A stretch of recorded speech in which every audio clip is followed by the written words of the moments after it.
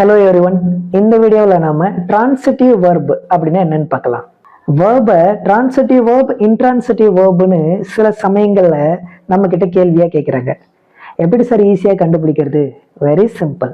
Transitive verb as an object in the sentence. என்ன sir சொல்றீங்க?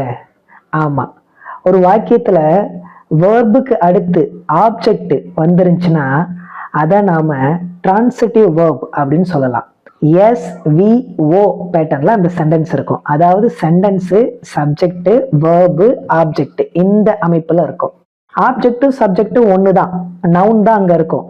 வேர்புக்கு முன்னாடி வந்தா அது சப்ஜெக்ட், வேர்புக்கு பின்னாடி வந்தா அது ஆப்ஜெக்ட். இது ஏற்கனவே நம்ம சொல்லியிருக்கோம். இப்போ உதாரணத்துக்கு ஐ ஸ்பீக் இங்கிலீஷ்.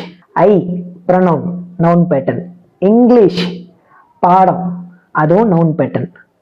அப்ப நடுவுல ஸ்பீக் அப்படின்ற ஒரு வேர்பு இருக்கு இல்லையா? அப்ப வேர்புக்கு முன்னாடியும் பின்னாடியும் நவுன் பேட்டர்ன் வந்துருச்சுன்னா வேர்புக்கு முன்னாடி இருக்கிறத சப்ஜெக்ட்னும் வேர்புக்கு பின்னாடி இருக்கிறத ஆப்ஜெக்ட்னும் நம்ம சொல்றோம்.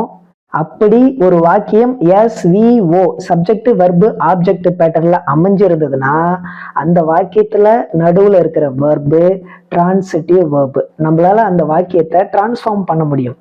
ஆக்டிவ் வாய்ஸ் பேசிவ் வாய்ஸா மாற்ற முடியும். For example, I speak English, நான் ஆங்கிலம் பேசுகிறேன். இது active voice. Active voice passive வாய்ஸை பத்தி பின்னாடி சொல்றேன், இப்ப தெரிஞ்சுக்கலாம்.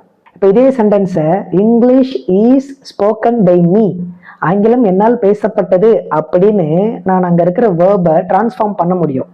அப்படி பண்ண முடிஞ்சா அது டிரான்சிட்டிவ் வேர்ப்.